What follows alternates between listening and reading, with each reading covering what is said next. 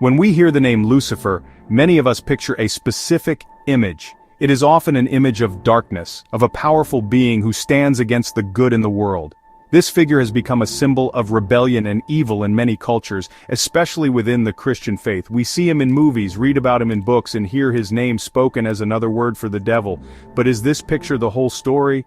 Is it possible that the story of Lucifer is more complex than we have been led to believe? To truly understand, we must look beyond the familiar tales and journey back to the very beginning, to find out where this powerful idea first came from.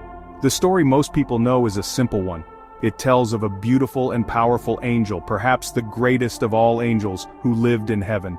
This angel was full of pride and wanted to be greater than God, the one who created him.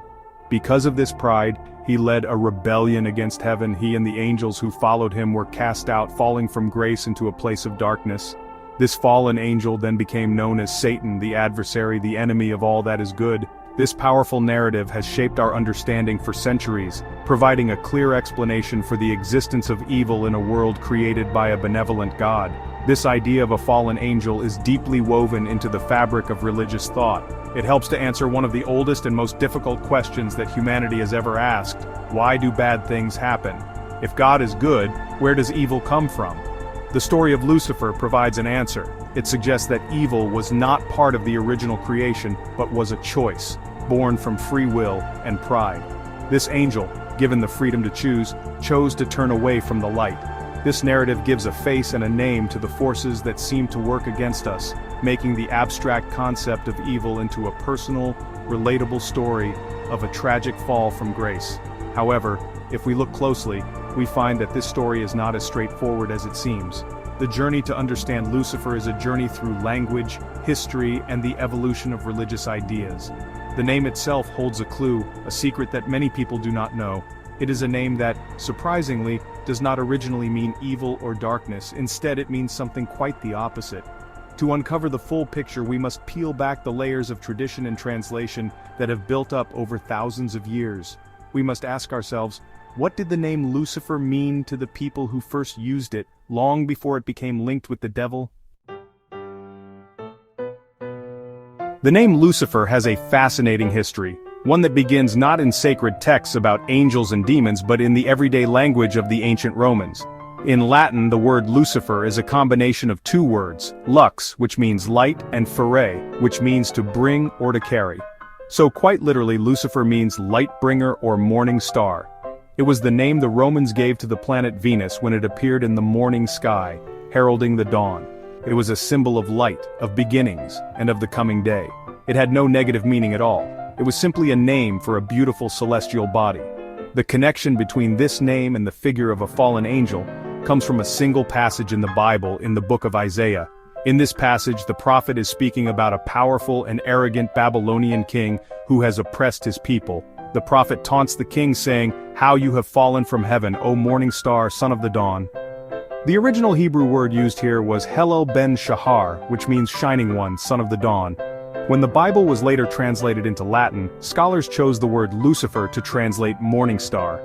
The passage was a poetic metaphor for the downfall of a human king, not a story about a celestial being. Over time, however, the meaning of this passage began to shift.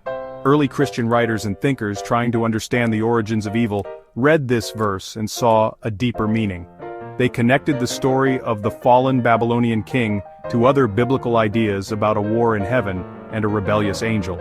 They started to interpret the fall from heaven literally, not as a metaphor for a king losing his throne, but as the story of an angel being cast out of God's presence. The name Lucifer, the light bringer, became permanently attached to this newly imagined character, the beautiful angel who fell because of his pride. And so, a name that once described the beauty of the morning star became a name for the ultimate enemy of God. It is a powerful example of how language and interpretation can transform a concept over time. The original meaning was lost to most people, replaced by a new story that fit into a developing religious framework. The Latin word for the planet Venus was no longer just a word. It became a proper name for the devil himself.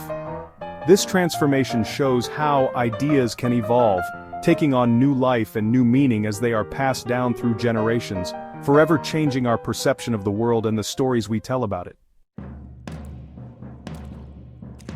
The figure of Lucifer, as the proud fallen angel, became a central character in Christian tradition. His story was expanded upon in countless texts, poems, and theological works. The most famous literary portrayal is probably in John Milton's epic poem, Paradise Lost. In this work, Milton gives Lucifer, now called Satan, a complex and charismatic personality. He is not just a simple villain, he is a tragic hero, a powerful leader who utters the famous line, "Better to reign in hell than serve in heaven."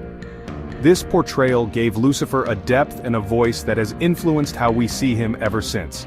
He became a symbol of rebellion, free will, and the tragic consequences of pride.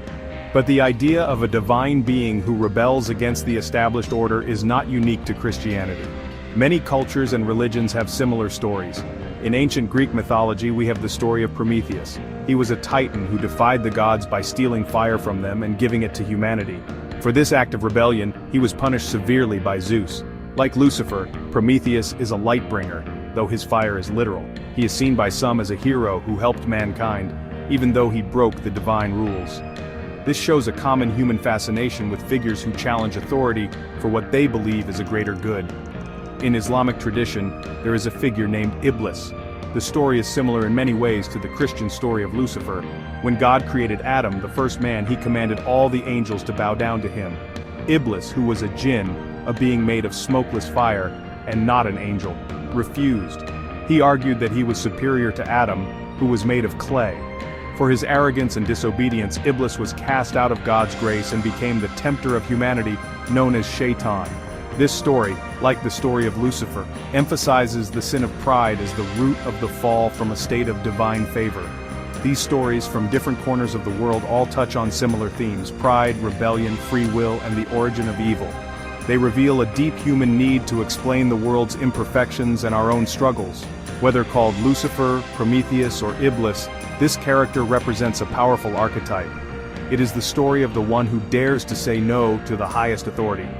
Sometimes this figure is seen as purely evil, the source of all suffering. At other times, he is viewed as a more tragic or even heroic figure, a champion of freedom who pays a terrible price for his defiance. The way we interpret this story often says a lot about our own views on authority, obedience, and freedom. In our modern world, the figure of Lucifer has become more than just a religious character. He has stepped out of the pages of sacred texts and into popular culture, where his meaning continues to evolve. For many people today, Lucifer is a symbol of rebellion against unjust rules and oppressive systems. He is seen as an icon of individualism, someone who chooses his own path rather than blindly following orders. In this view, his fall is not just about evil, but about the struggle for personal freedom and knowledge. This perspective is especially popular in art, music, and literature that questions traditional authority and celebrates the individual spirit. This modern interpretation is often called Luciferianism, which should not be confused with Satanism. While Satanism often involves the worship of the character of Satan as an evil deity, Luciferianism is typically a philosophical belief system. It does not worship a being but venerates the traits that the character of Lucifer represents: enlightenment, knowledge, self-empowerment, and challenging dogma. Adherents see Lucifer not as a source of evil, but as the light bringer of his original name, a symbol of the quest for truth and wisdom, even if it means going against the grain. It is a philosophy centered on personal growth and the power of the human intellect. Of course, for billions of people within the Christian faith and other related religions, Lucifer remains the ultimate symbol of evil. He is the adversary, the tempter, the father of lies who seeks to lead humanity away from God and into eternal damnation. In this view, embracing Lucifer is to embrace sin, destruction, and a rejection of divine love and salvation. The story serves as a powerful moral warning about the dangers of pride, jealousy, and disobedience. For these believers, there is no philosophical complexity. There is a clear line between good and evil, and Lucifer stands firmly on the side of evil, representing the spiritual battle that every person must face in their life. Ultimately, who Lucifer is depends entirely on who you ask. Is he the morning star, a simple name for a planet? Is he a fallen angel, the source of all evil? Or is he a symbol of rebellion and enlightenment? The answer lies in a mix of history, translation, religion, and personal philosophy. The story of Lucifer is a mirror, reflecting our own deepest questions about the nature of good and evil, the price of freedom, and our place in the universe.